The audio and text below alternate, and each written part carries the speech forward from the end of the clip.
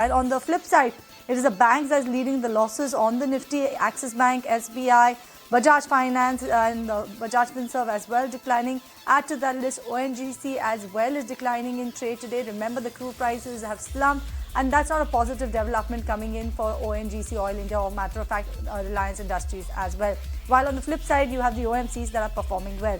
Talking about the sectoral indices then, and let's see what they're doing at this point in time. And talking about the sectoral indices, banks definitely are the ones that are taking a sharp knock. PSU Bank Index top sectoral loser, while on the flip side is the auto index holding on to good gains of about 0.9% as well as pharma. But as promised, Somit, you're here to explain and decode exactly what has RBI done, given the fact that we had last evening post-market hours where RBI has tightened norms for consumer loans. Why are banks getting impacted? Why is there an impact on the NBFCs as well? So what RBI has done is that they have introduced regulatory measures to address two concerns. Firstly, it's the high growth that they have been seeing in the consumer credit side, and also because of the increasing dependency of NBFCs on bank borrowings. Now, what RBI has done is they have increased the risk weightage. Now, this risk weightage increase is applicable on retrospective basis, which means that for new loans also it will be applicable, and it will be applicable also on the existing loans. Now, whenever the risk weightage has been increased, it means that it impacts the lender's capital adequacy ratio directly. Now, they have to set aside a higher capital against the loans that they have already given, which means that their capital gets blocked going forward. And because of this, the cost of borrowing also increases, not only for the lenders but also for the NBFCs who are borrowing from these banks. Now, there is a 3-point impact of what RBI has done. Firstly, the CET or the Tier 1 capital of all the banks and NBFCs go down. Firstly. Second impact is the cost of funds also increases for all the players, that is banks and NBFCs. And the third point is banks and NBFCs with a lower CET1 or Tier 1 capital will have to resort to fundraise to support their growth going forward. So this is the 3-point impact. Now, what are brokerages saying? What is the consensus view here? The consensus view is that Bajaj Finance and SBI Card will be impacted the most when it comes to the NBFC space. When it comes to the PSU banking space, it's SBI that gets impacted the most because SBI's CET1 ratio is below 10%. So they'll have to resort to fundraise going forward for the and this will further come down, in fact, post this new regulations that RBI has introduced, which means that they'll have to resort to fundraise going forward. And apart from SBI also, there are a lot of other PSUs which have a CET1 ratio on the lower side, which could also get impacted. And when it comes to the private banking space, banks which would get most impacted are RBL Bank, ICICI Bank, HDFC Bank, AU Small Finance Bank, Federal Bank and Kotak Mahindra Bank in this order only, which means that RBL Bank's CET1 ratio will be impacted the most, and Kotak Mahindra Bank's CET1 ratio will be impacted the list in this list at least.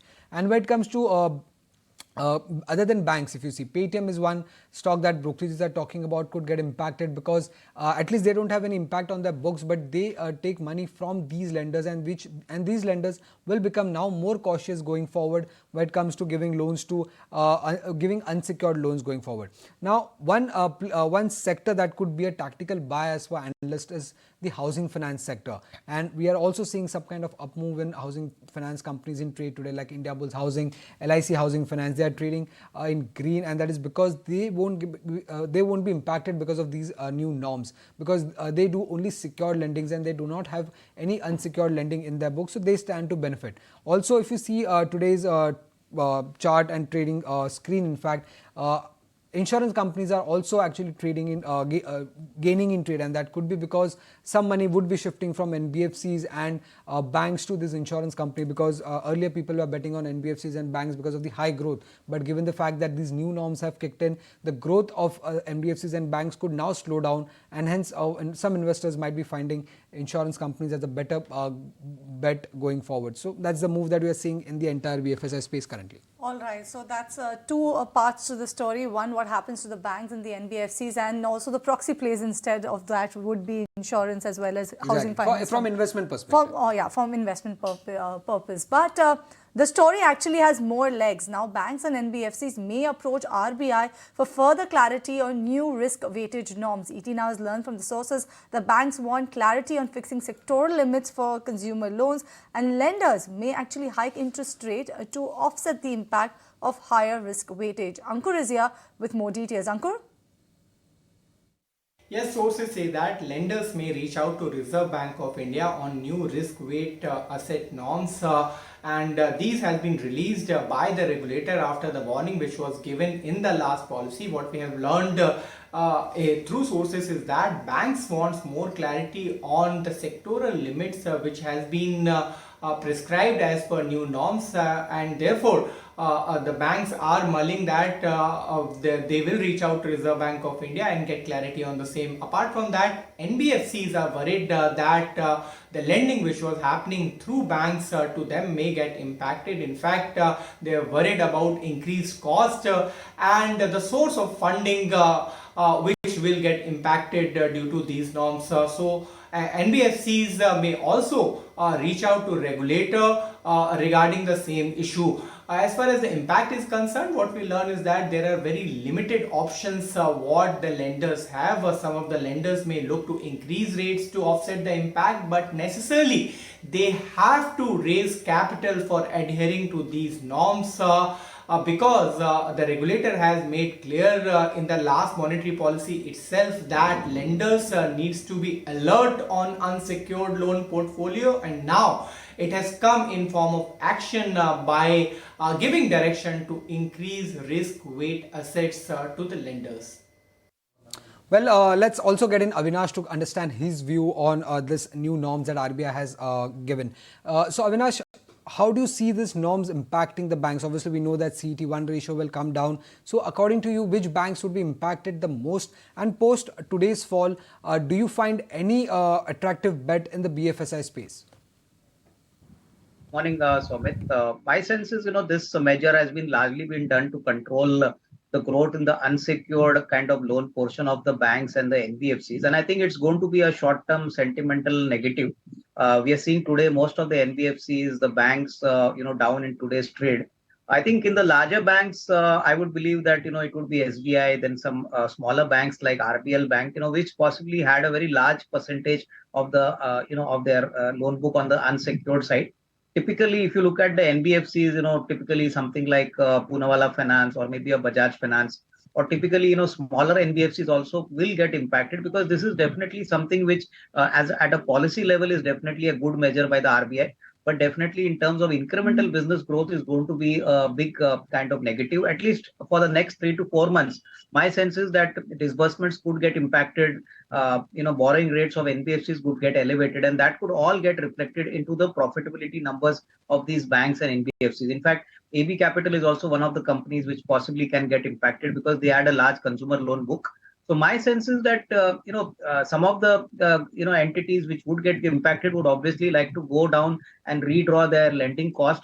Obviously now what kind of borrowing cost they get from the banks. Those banks and those NBFCs which are well capitalized, which have got good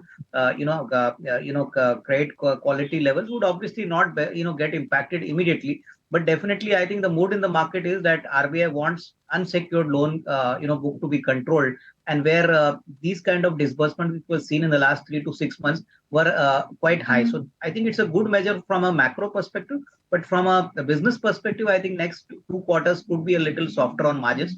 So I think you need to take a conscious call as to avoiding such NBFCs and banks, at least in the very near term. Thank you so much for that, Avinash. And also one of the key points is, Kunal as well as Avinash and Somit, is the fact that as a consumer, personal loans will start getting expensive, isn't it now? Because the fact that the banks will have to pass on those. Well, yes, that's what the street is expecting, and that's what there are a couple of media reports also suggesting that that the banks and NBFCs might have to pass it on to consumers to save some margins in this one. So we'll have to watch out how that pans out, because if your personal loan rates, which are already higher, if they move up more, then there could be much more slowdown. That's what RBI also wants, I guess. All right. And remember, even during the RBI policy, you had the RBI governor actually touch upon this issue, just kind of spreading out caution on that particular front. But Kunal, coming to you, very good morning to you. And talking about this particular space, banks, do you think that this one will derail the momentum that we are seeing in the Nifty Bank? Because all hopes were definitely pinned on the fact that the banks will now lead the rally, isn't it? Good morning, Cheryl. So I'll not use the word derail, but yeah, delay would be a better word, because I think what we are going through is a kind of a very strong overall market uptrend. So I think in that aspect, it's possible that the markets may get into a bit of a sector churn, and specifically with such kind of news flow, which could impact, or have an impact into certain set of stocks as well as sectors for a very short period of time. But that doesn't change the course of the overall markets. The markets would probably play a strong balancing act over here, and I think that's what we're seeing for the markets broadly today as well as yesterday, where you saw the Nifty IT index, the metal index, etc., which are trying to balance off the potential losses into the financial services stocks or select banking names. But I also believe that for example, stocks like Poonawalla Fincorp, RBL Bank, etc., I think these could actually be good bets if these stocks correct by say another margin of 4 to 5% from their intraday swing lows. So I would probably take that as a very strong opportunity for traders who've been missing out into these kind of names to go for a contra buy into these kind of stocks, specifically if they have a longer term time horizon. Right, contra buys as RBL Bank as well as Poonawalla Fincorp. But Kunal, usually banks and IT are seen as pair trade, isn't it? So does this mean that your take that IT sector will see a bullish move going ahead still maintains?